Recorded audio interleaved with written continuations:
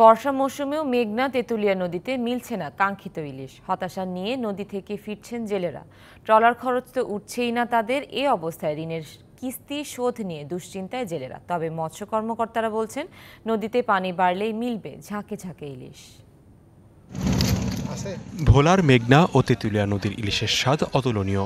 সারা দেশে রয়েছে এর আলাদা কদরও। দেশের প্রায় ৩০% ইলিশের যোগান আসে এই দ্বীপ জেলা থেকে।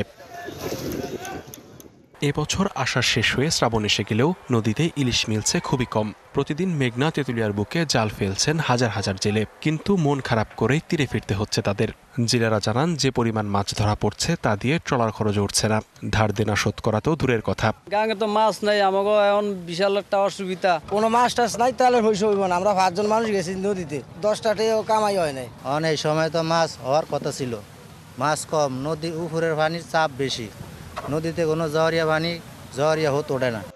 নদীতে কাঙ্ক্ষিত মাছ না মেলায় চিরচেনা হাকডাক নেই আড়তে। জেলেদের পাশাপাশি বিপাকে আড়তদাররাও।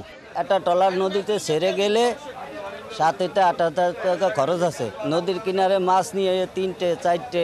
সামনে আবার 22 দিনের অভিযান চলে আসতেছে। অনেক কষ্টে দিন যাপন করে, খায় না খেয়ে জেলেরা এবং আমরা আছি।